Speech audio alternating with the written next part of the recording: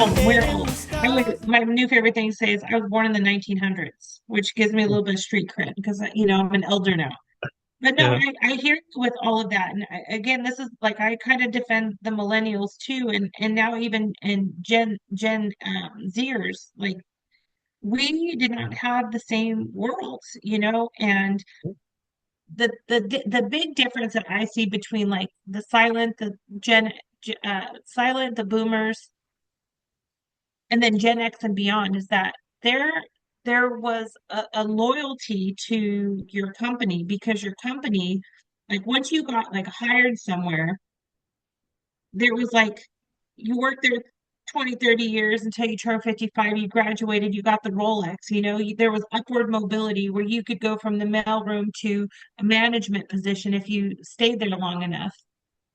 And so people stayed because there was opportunity. There were only so many like companies and employers.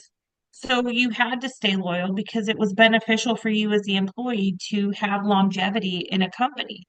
And now there are so many different places that you can work, whether it's in person, it's remote. I mean, the world is your oyster.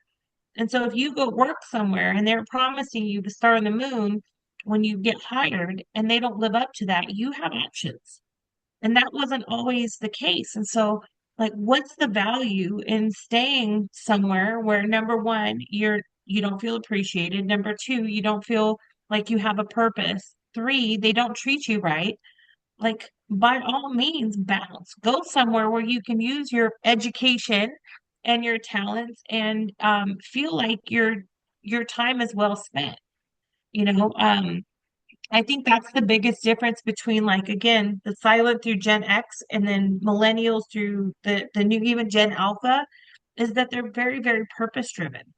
So if I'm giving you my effort, if I'm like spending the time, effort, and energy to contribute to your organization, I want to know it means something because I want to be connected to the purpose, not just the effort of doing the work. Where, like you mentioned before, the effort being bone tired, that was the value to your organization. It's how much could you produce? You know, how many widgets, remember the widgets, how many widgets can you make? And now it's like, okay, well, screw the widgets. Like, what value do the widgets have on the universe? And so, is it like maintaining the status quo? Are the widgets keeping people oppressed? Are the widgets like maintaining the system that keeps people down? Well, if that's the case, I don't want to make widgets. I don't want to be part of that. I want to try something else. I want to do something that's meaningful for the world because the world's falling apart. And I think that's like the biggest difference and the value difference is again, there used to be such a heavy weight on productivity and not so much on, again, what's the bigger picture. And I can't say that's true for everybody, but it's like every single generation like looks at the next generation and is like, what are they doing? When I was their age, again, I do the fish taking here because like again, times change and generally speaking, most people don't always adapt to it. Like Yeah. I'll give you my perfect example.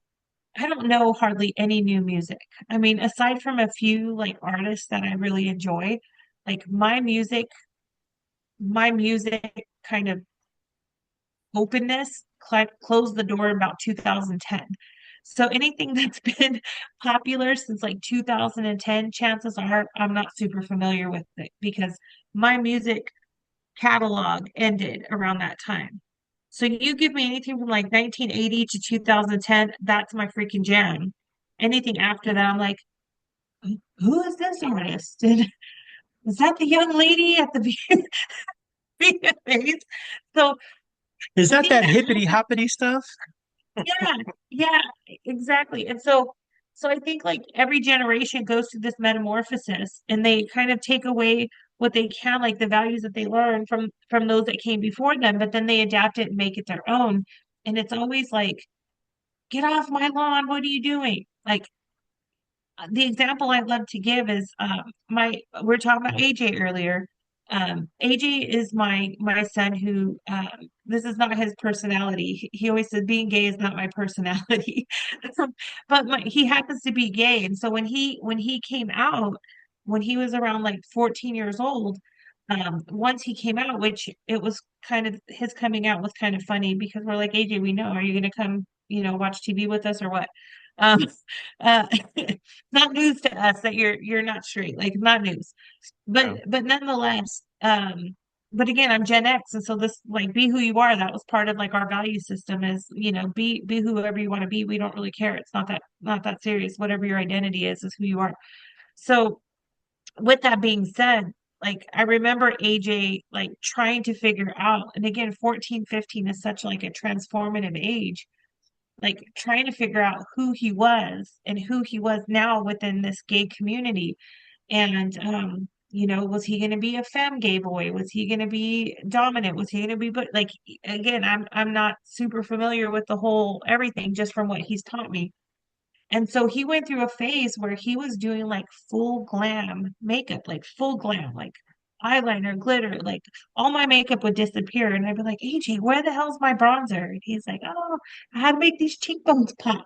So he went through a whole like wearing flower crowns and again, full makeup. And so my husband, who again is Gen Xer, like nobody that he knew when he was growing up, no men wore makeup out in public. That was not something that men did. So he never like told him no, or he had a hard time understanding. Like I can't understand like why he would want to wear makeup. And I'm like, he's trying to find out who he is. And he's like, that just doesn't make sense to me. And I said, well, I'm sure your parents, when you were out there wearing your 50/30 Dickies, like folded, creased up with your big white t-shirts and your Nike Cortezes on your lowrider bike, were looking at you going, I can't understand why my son would not want to wear clothes that fit him.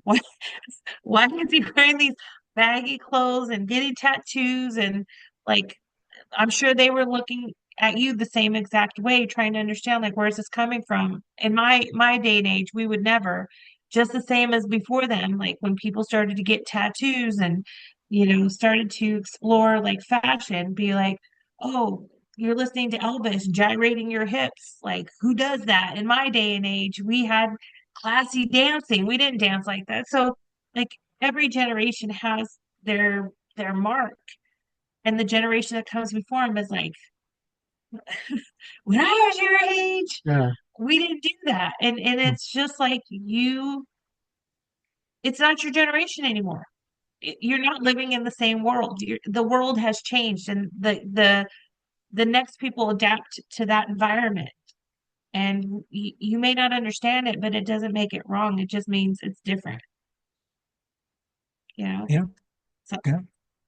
Absolutely. Well, and so I usually ask people in the class, how many generations have said kids these days? every one of them, Every every single one of single them. one of them, I was, every I single say one of them. the person who invented fire probably said, I gotta invent something to keep us warm because my son is so soft and he freezes, he shivers. What the hell's wrong with him? Right? And so Kids these days. yeah, every generation. There's a quote that I use in my class that if you're worried about the younger generation, don't worry, they're going to grow up to worry about the younger generation too, right? So Mhm. Yep. Yep. that's Yep. that's what happens. But just even thinking about that idea of what people's career aspirations are based off of generations, it's interesting, right? I have with me the newest data from Gallup, the most recent Oh, data from Gallup that talks about the top five reasons why people are looking for a new job. 51% of Americans are looking for work or are looking for a new job. And I'm so, I'm curious. Tell me. yeah, so the top five, 59% of people say greater work-life balance and better personal well-being. It's very important, right? Mm-hmm. 54% of people say significantly increases my income or improves my benefits package. Mm-hmm. Mm-hmm. 54% of people say greater stability and job security. 48% of people say it allows me to do what I do best. And 33% say to get away from a bad manager or leader. right? And Yep. so Yep. those top four are pretty significant, right? Work-life balance, which is a Gen Xer thing, right? Personal well-being, right? Gen Xer millennial, right? Um, the benefits and income, that is something that very much, is seen with millennials and Gen Z, right? And in fact, they have it broken down based off of generation. Let me share it with you. Yeah. And so you see that there, that Yep. their screen, right? I do. And it, talks about, okay, so that's the top five. But then the one that's broken down is here, which, and it's broken down where you have the top four, and then it also shows what Gen Z is markedly different from other generations, right? So you have the idea of, that work-life balance. You see millennials, it's much more important to millennials because millennials, like I said, 29 to 45, they got families, young families, right? Establishing themselves, Yep. right? And so I want to be home with my kids. My parents were, you know, were nurturing and helicopter parents, and so I want to be there for them, right? Um, Gen Z, it's important as well. They had helicopter parents too, right? They um so they recognize that. Gen X, it's still important, but maybe not as, baby boomers not so important, right? And so just looking at, Right.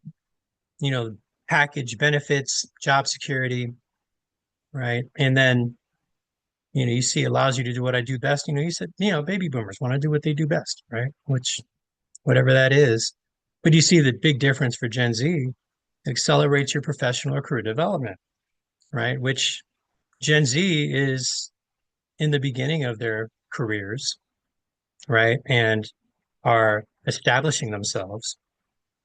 And so it definitely is something that makes a difference for them, right? So they want development, right? That was historically the number one reason why people left the job, right? And so just thinking about how do I get developed? And development doesn't necessarily always have to be upward mobility, right? Mm-mm. No. We had those thoughts of, you know, moving up the food chain, which is important for a lot of folks, but at the same time, what a lot of Gen Z is like, well, there's maybe if there's no room for growth, there's room in terms of upward mobility, there's room to understand my job and to be trained and to be kept up to date and to be challenged, right? Right. That's a huge thing, where, look, if I'm not challenged, I need to bounce, right? And Right. so, that's really something that you see a lot of Gen Z focusing on is, what is something that's going to help me to get where I need to go, right? So it's just an interesting thought, and that Gen Z they get a bad rap. There's another stat that I talk about where, and usually this happens because the group I'm in is Gen Z, I mean Gen Xers and millennials, and then a few baby boomers.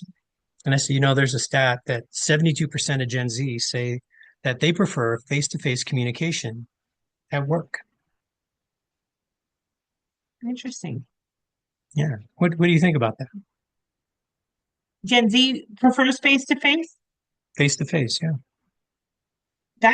That's interesting to me because that hasn't always been my experience with Gen Z. Hmm. My kids are Gen Z, Hmm. and Mine too. they would Yeah. rather they would rather rip their face off than have a conversation. Yeah. But again, that might just be them. Well, the thing in talking about these generations, and I think it's important for us to disclose here, is that of course there's no one size fits all, right? Right. I think it Right. really depends on who raised you and how you were raised and what your own belief systems are. So there's never ever for anything that we talk about, a one size fits all.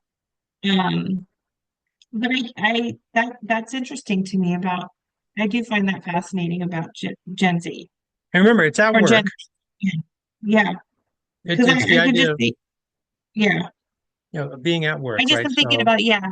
Yeah. I just think about, again, like uh, my Gen Zers would rather spend hours talking to you on social media, but you want to meet in person. All of a sudden, they're deleting their instant message or whatever. Like, no, thank you. so Well, but you know what? Maybe that's not true because my son Eric, he's a gamer and he plays games with people online. And he actually like he's gone to Texas to go meet people that he's gamed with that he's never mhm, met in real life. You mhm. know, us Gen Xers are like, what if they're serial killers? Yeah, Because we grew up in the age of serial killers where you couldn't talk to anybody because they would, steal you, yep. kidnapper, stranger danger. And now they're like, oh no, they're my friend. I've been friends with them for 20 years. And you're like, well, you've never met them before. And they're like, yeah, but we've talked about our feelings and shared intimate moments together. So no, I've never met him in real life, but we're best friends. And so, again, like how can that be? How can that be? But I So, actually can't see that now that I really think about it. here's the question that I ask people when it comes down to it. What is your definition of face-to-face communication? Ooh, it depends. So I would like to call myself a progressive. Yeah. But for me, I get the same vibe like Zoom. Like for me, face to face is I can see your face. Okay. To me, that's it. I can see your face, Right. whether it's through a screen, whether it's in person. To me, that's my version of face to face. Like even Okay. working for like UC Davis, I worked with people for years and had never met them in real life, but my Yeah. my connection with them changed during the pandemic where we would see each other on Zoom, where I could put a face Mhm. to the name. To me, a face to the name is the in person. Okay. It doesn't have to be like face to like actual face to face. So how would you define, what would you call in person, right? When we are in the same room, connecting, in the same room, sharing the same energy. What would you call that? I would call that just in person, Okay. like face to like. I don't know if I would call it face to face, but I would call it like in person. Yeah. Do you know how many people I've worked with that have said that's face-to-face communication? And I said, but you can have face-to-face communication on one of these, right? You can talk to Yeah, people on Zoom, right? On Snapchat, on Instant Messenger, on Skype, right? I don't know how to do most of those, but I mean, you can conceivably, right? And they're like, right. yeah, but that's not face-to-face communication. I said, well, it's in real time. You're seeing my face, Yeah, you're seeing my shoulders and my body, right? And yeah. so, yeah, I mean, technically, that is face-to-face communication. And most people are like, oh, yeah. I've had some people say, no, it's not. Stop calling it that. I'm like, well, but I could if see that. Gen Z, 72% of Gen Z say that they prefer face-to-face communication, how many of them say, hey, Zoom or, you know, Instant Messenger or something else like that, WebEx or Teams? Yeah, I want to have a real-time conversation. Let's log on. So I've had to have the conversation with folks a lot of times because in my head, face-to-face communication is being in person, right? But I also recognize that the definition of face-to-face being async or being synchronous virtually is also valid and true, right? Yeah, But how many people have thought of that? And the first thing they do is get emotional. That's not face-to-face communication. And so they're always on their phones. Yes, they're always on their phones. And when my daughter goes to the grocery store, she calls me with their video chat and points to, Daddy, is this the type of spaghetti you want? Do you want tomato sauce or tomato paste? And she'll show me, right? So she's having a real-time face-to-face right. conversation with me, right? But we have to get out of, we've talked about it, we scarf our brains, right? And we get into that emotional response of right or wrong, comfortable, uncomfortable. And when we think of face to face, it's because we're in person.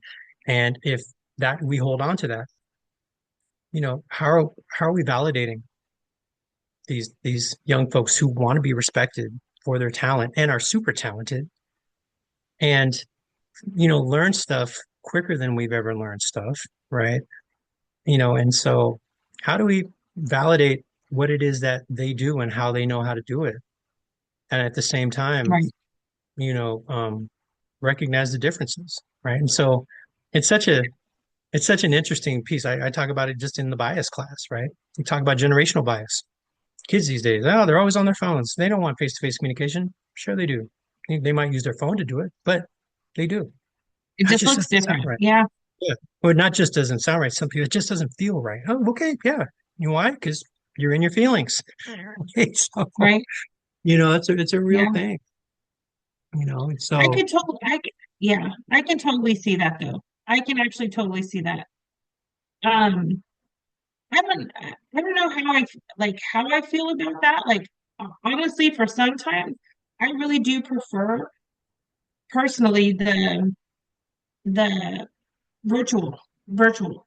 Like, I sure. feel just as connected talking to someone like in a Zoom class as I would feel in real life.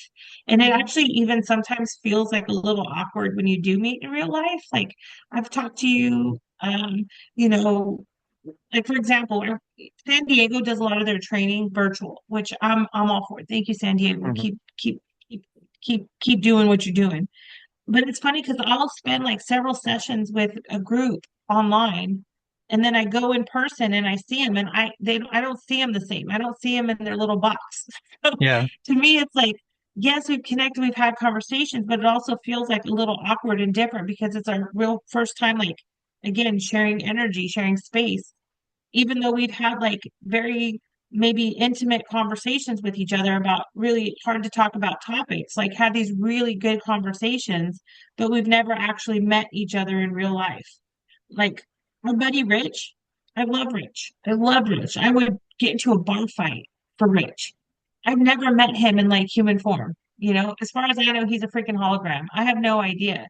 I would still get into a bar fight for him because Rich is my dude, and I've never met him in real life. And so that's kind of like where I think my generation and the newest generation like kind of veer where they've really gone in different directions yeah, because again, let's just go with online dating, right? Like, oh, you met someone online. How do you know they're not a serial killer? Like, hello, you meet people in real life and they're still serial killers. So, like, yeah, where's the different? How do you know they're not a serial killer? If you're meeting them up for a little one night stand, like, how do you know they're not going to murder you and bury you in the desert? You don't know that either. So, I don't think there's any literal passion, I think, in the wrong direction. But like, I don't know, maybe again, I think I might be a bit more progressive than maybe some of my counterparts in the sense that you you don't know. Like just world has changed. Like the world has changed. mm, When my son Eric is like, oh, I'm gonna go to Texas and go spend the weekend with my friends that I've never met before, I thought, oh my God, that's crazy. And then I was like, but is it? You know, like yeah, I've heard him on the phone, at 2 o'clock in the morning, go, cover me, cover me, cover me. yeah, You know, yeah. They like went through some real they, shit together. they have fought zombies, they have fought Yeah, like Nazis, like they have fought Nazi zombies, like they've been through yeah, a lot together. yeah, And so it's like, again, who am I to judge, right? Who am I just to judge because you made friends differently than I made friends? It's yeah. the same thing. I mean, going back to Gen X, AOL chat rooms. I don't know. Were you ever into chat rooms or the party No, lines? Were you I ever was into in party that? lines. Yeah, party lines for sure. But I'm a You little know, older than you. Those 976 1900 numbers. Yeah, we were about it. yeah. And so I was all about the AOL chat rooms, ASL, age, sex, and location. Who are Yeah, you? Where are you at? How old are you? Like, I can't imagine my kids being with like random people where you're not playing a game together. You're not like I got introduced to some weird shit in AOL chat rooms, right? I mean, luckily for me, I was in my 20s and I could handle it, but I couldn't imagine being like a 14-year-old girl navigating through that really weird, awkward space. Again, for party lines, for those of you who have no idea what a party line is, like kids, when we used to have to plug our phones into the wall and that's how they worked.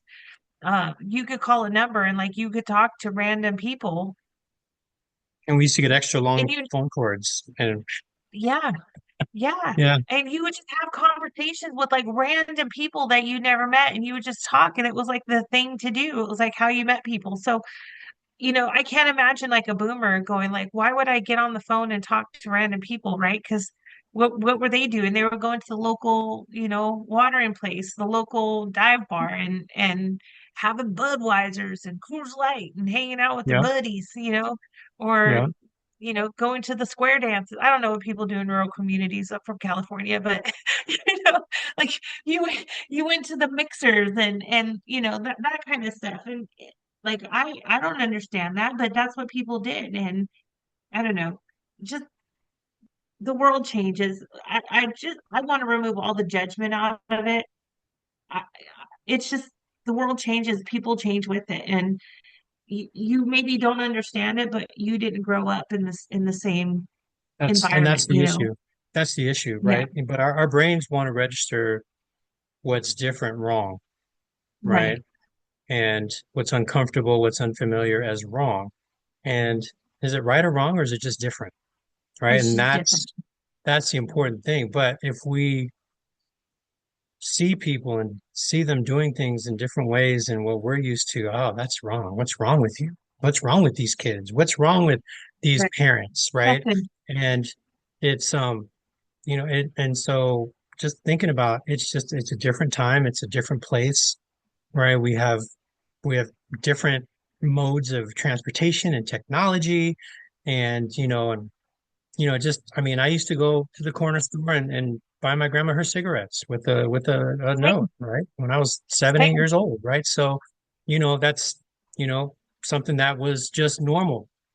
And nowadays, I mean, when I grew up on the bus, we used to have missing kids on the placards on the bus, right? We used to drink milk out of milk cartons with missing kids on them, right? I mean, just think about, I ask people all the time, is the world different? Is the world more dangerous today than ever has been, right? And is it really more dangerous, or is it we have more knowledge of the danger, right? And that's something to think about. I Right. mean, and so, I mean, I don't know. I think there's less serial killers out there. It's hard to be a serial killer with all these Ring doorbells and Nextdoor.com, right? And all these other things, right? And Right. Nextdoor, Right. oh my God, somebody came by in a postal service outfit and they dropped stuff in my mailbox. You need to be aware of them, right? And Right. okay, it's a freaking post Right. office. But so we have those Ring doorbells. Parents are more close to their kids than they ever have been.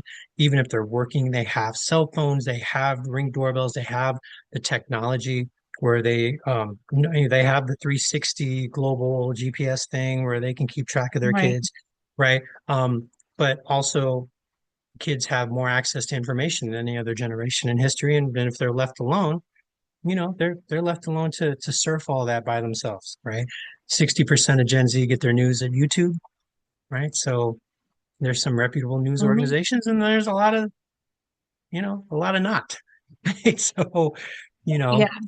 Yeah. it's really hard, and especially if kids have been taught, not to trust the news, right? Fake news, right? One side says don't believe them, believe us, and the other side says don't believe them, believe us. And the idea of the American dream has been, you know, thrown away because their parents and grandparents lost their homes in the recession in 07, 08, right? Don't you think these folks growing up these days in their 20s are a little skeptical of what we tell people, right? And I need to find out this information on my own, right? And, Right. which what worked for you, I need to find that out for myself, right? And so these are real things that people experience and check up for themselves that, you know, our generation was like, oh, why are you doing that? And why are you doing this? And the younger generation says, well, this is what's available to me, and this is how I live. Right? My one of my daughter's best friends lives in Uruguay, and they're on the texting each other, you know, constantly all day in real time. Right? And Yeah. shit, I had a pen pal when I was 14 in Australia. I sent him a letter, and 6 weeks back later, I got one back. So, you know, I that's else too. yeah. So I it's yeah. it's different. It's definitely different. It's definitely different. And so here, I do a little bit of talk about generational bias as well. And like I always say we created the monster, right? Whatever the Mhm. next generation is, it's a product of, again, the values that were instilled in them in their own experience. And so Sure. I have like this theory. I don't have any like this is just my own anecdotal evidence. But when I think about like the silent generation, right? This is where, dad went to work, mom stayed home, mom was the homemaker, she was home with the kids. Like if you think about how kids were back in those days, it was kids are to be seen and not heard. It Mhm. was if you didn't have children, you weren't successful. That was like the whole family image is that, you know, you get married, you have kids, you stay with your husband or wife for the rest of your life. And then that's like your value system is around being a breadwinner, being a homemaker, et cetera, et cetera. The boomers then like wanted to fight that. Again, we started to see women getting more rights. Um, they were really kind of fighting that system, equal rights, civil rights. Like again, that generation was really big on let's fight the man, let's break tradition. And so that's where they kind of again challenge the seen and not heard, but like go go do you because I'm doing me, Yeah. right? Because they didn't have a whole lot of parental guidance. I mean, they did wait till your dad gets home. That was kind of like that mentality. And Yeah. so now they're like, who cares if dad gets home? Like, I'm going to do my own thing.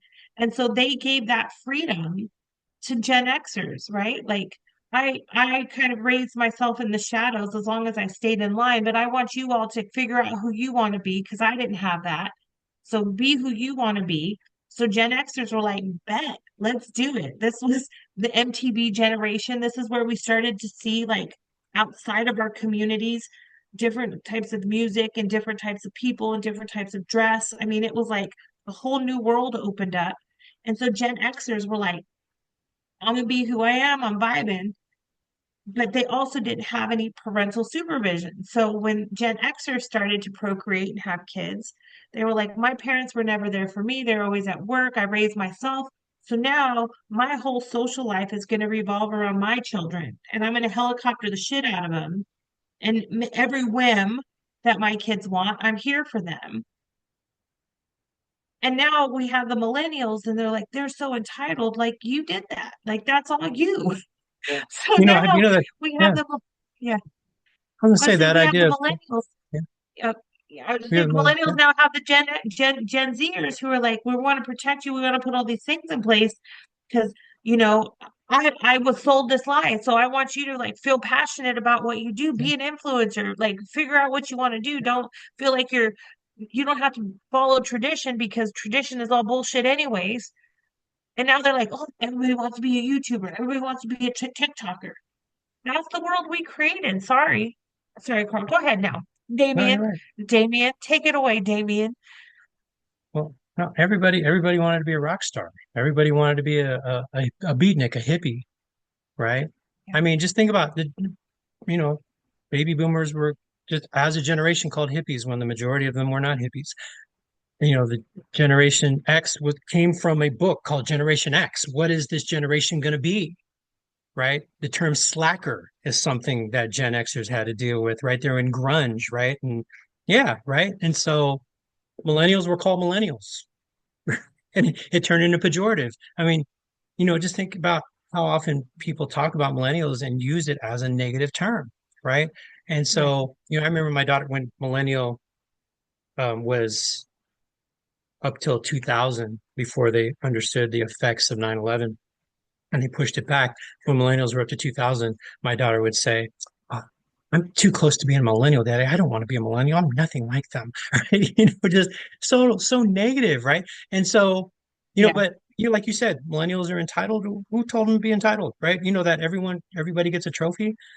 I right. coached baseball, and majority of the kids that I coached were millennials, right? The vast majority of kids that I coached were millennials, and we won a few city championships, and sometimes we came in fifth or sixth place.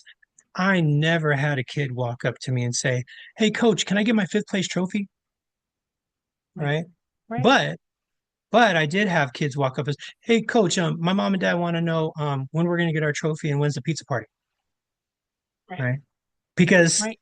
Right. that what did that trophy mean to the kid? Did they win nothing? No. What did the trophy mean to the parents that their kids got recognized and they got recognized for all the fundraising they had to do, sitting in the pinchy snack shack, right?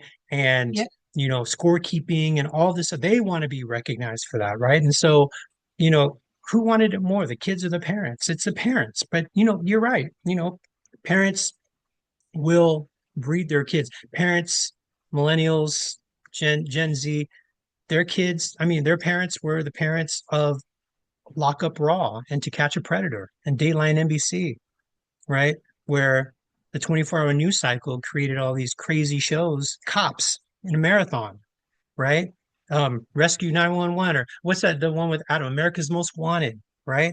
All those things where I love all we those shows. we were made to be scared of our society, right? Right. And so, and Megan's Law came out, so you can see who the molester is in your neighborhood, right? And all these other things that we have access to now that we didn't growing up, where we have access to the knowledge of who's the dangerous person. So, if we were raised to respect our elders because they're older, that's just given you respect your elders. These kids are taught don't respect your elders. They may try to snatch you, and if they have a white van, run, right? And Right. so That's a rape ban. That's a respect is rape ban. earned. Yeah, we've taught them Yeah. that respect is earned, and then we wonder why they don't respect us, right? And so, you're absolutely right. It definitely falls. The apple don't fall too far from the tree, and we do definitely raise who we want to have in our lives for sure. Yeah. I don't know. It like my poor kids. So my kids are, I guess, would be Gen Z because one was 97, one was born. So maybe he's a millennial. I don't know. But I was young and I raised them like a Gen Xer. So I wasn't the helicopter parent with them for sure. And so much so, like I wanted to teach them to be like fiercely independent. I wanted them to be fiercely independent. And I remember they used to be like, "Oh, mom, so and so's mom, he does their laundry, and so's mom does this, and so's mom." And my response was like, "Well, go live with them. I don't know what to tell you, but that's not happening." That's the most Gen X answer ever, huh, right? Yeah, Like, I'm not doing that for you. Like, you're a grown ass man. I know you're only 8 years old, but you can reach the washing machine. Why do I have to do your laundry for you? Like, you know when your clothes are dirty just as much as I do. And I have a full-time job and I got three of you and you're always hungry. You guys insist on eating every single day. So, wash your own clothes and remember to take your own shower. And if you don't want to take a shower, then be the stinky kid at school if that's what you want to yeah, do. Like, natural consequences of your choices. And so my kids, again, when they were younger, would be like, Miller's mom does this and Timothy's mom does that. And I'm just like, so what? Cry me a yeah, river and then drown in it. I don't know what to tell you. And so they were not happy. But I can tell you now, as like 20 something year olds, they don't need me. yeah, Like they're doing their thing and they know that I'm going to love them unconditionally.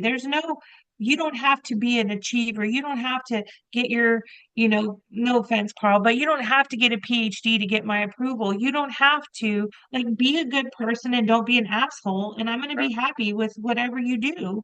yeah, It's more important to me that you're a good person than you are an achiever because people yeah, achieve and still kind of suck. yeah, So be yeah. good. And I so hear you. you know, I was teaching coaching in San Francisco, and it was kind of like that idea again of like hold people capable. Like, don't think that you have to be the expert in everybody's life. You don't have to tell people because you don't have to tell people what you know for them to be able to learn. Like people learn on their own. And so I said I modeled this with my own kids, and um, again, there's been a lot of times where I want you to do it for me, and I'm just like I'm not gonna.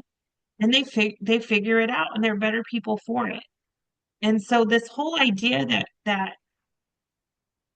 again people are entitled. Well, part of that millennials and Gen Z that you think they're entitled is because you have catered to their every whim and now you're resentful that they think that that's the norm.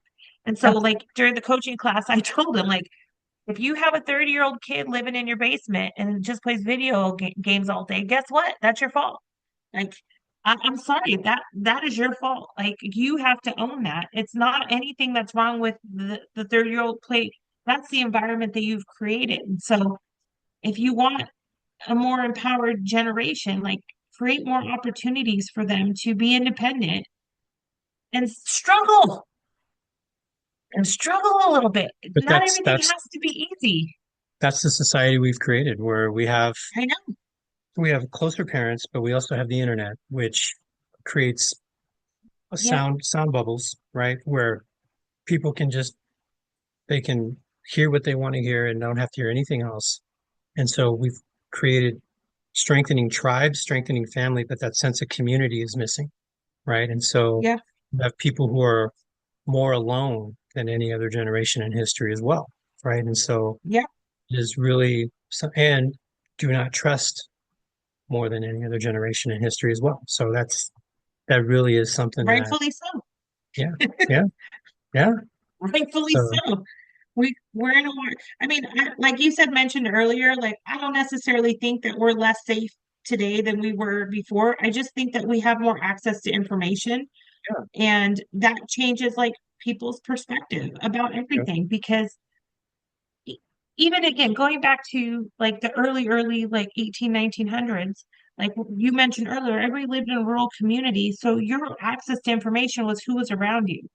yeah, So, like, what was the neighborhood gossip? What were people yeah. It was talking much about? What smaller. were the belief Yeah, systems? Yeah, yeah, because you were limited to again, you were limited to proximity. Proximity was the right. word I'm looking for here. Yeah, yeah, And so when like again the railroads came, you got to see like ways that different people were living that were completely foreign to maybe what you were used to. I mean, I was watching I hate to say that I'm a fan of Taylor Sheridan shows because Taylor Sheridan's kind of a douchebag, but um I love like the 1888, what is yeah. it, 1883. 1883 and the Yeah, 1920.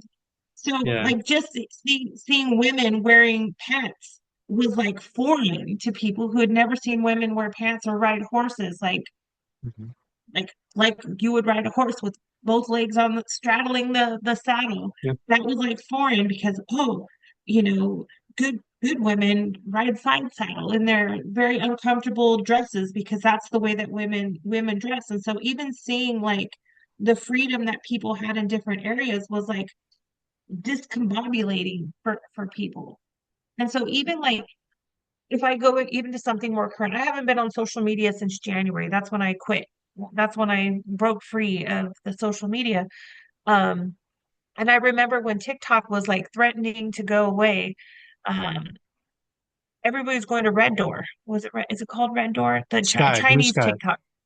Oh, No, oh, Sky Blue is the new red. Twitter. Sky Blue is the Yeah, new Twitter, but it was like Red yeah. Door or Red something. It was like the Chinese version of TikTok.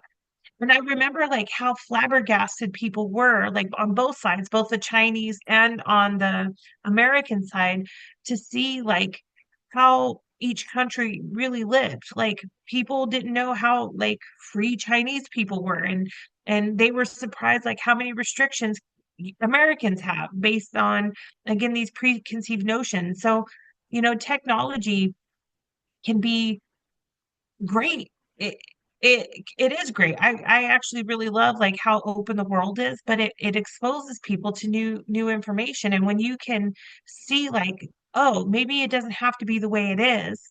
Like for the people who are in power, that's frightening for them, right? If I've spent my whole life telling you that living in China is oppressive, and then you're like, oh shoot, Chinese people are freaking thriving. Look at all this cool stuff that they have. Like I thought that everybody worked in rice paddies and we're living in poverty, working in these factories. And like, no, Chinese people have vibrant, full lives. Like, wow, that's amazing. Just the same as, oh, wow, people in America aren't all rich. And, they, what did one of the Chinese people say? This was like my favorite thing. We found out that Americans eat like they have free healthcare. That was like my favorite thing that came from that era that Yeah. Americans eat like they get free healthcare. And we do. Like it's just I think that this exposure to information helps people see that the way it's always been isn't the way that it has to be. And I think for the people who are really holding on to yesteryear, that's really frightening for them. Like, I have friends of mine who are becoming grandparents, which knock on wood, that's not me anytime soon. But they have grandchildren and they're like, oh man, like my grandchild, they're gentle parenting, saying gentle hands, like I just want to spank the kid. And like, where did people figure out that you don't have to beat your children for them to be obedient? Like, Yeah. like this is all access to information that there's different ways of parenting your children. It doesn't have to be like punitive. There's other options, and maybe it's not the best option for you, but again, every generation's going to find a way to navigate, and we have to just let them. We just have to let them. And that's why, Yeah. again, we're in a new world. All of these people, I'm going to get on my box for just a second, and I promise you, I'll jump right back off of it. Like I was doing step aerobics, like I was doing jazzercise. That's how old I am. But this is why, like, a lot of the people who are in their 70s and 80s need to retire from Congress. Like, you are making rules from a mindset, from a worldview that doesn't exist anymore, right? Like, you have to let the people who are like current, current in the world make decisions. Like it's frightening to me to see like people going, does TikTok access your home Wi-Fi? So can it connect to other devices? It's like if you don't know how the internet works, you shouldn't be making decisions about internet.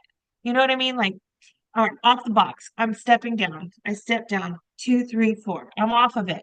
But All we've got right. to let the newer generation start to make decisions for the world because, again, we're not with it anymore. I mean, I'm still with it. You're still with it. But the other generations, it might be time to just step aside.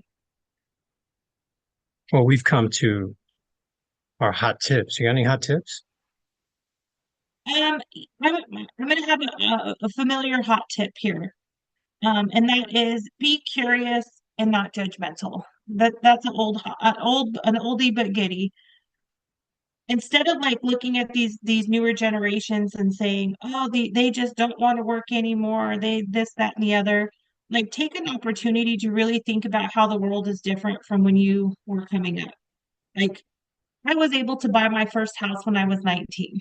It was a completely different world, completely different world. This was, of course, before like the crash, the economy crashed. And, we have to also consider like these newer generations have been through so many life altering situations in such a short period of time. Like, how many economic crashes have we had? A global pandemic, 9/11. Um, like the world is wild. It's not, the conditions are not the same. And so we can't hold like when I grew up, this is the way it was. It's not that world anymore. And so like really try to be curious and understand like where people are coming from. And this goes, by the way, this is not just for the looking at younger generations, but younger generations, you have to understand that the older generations also had a different life experience.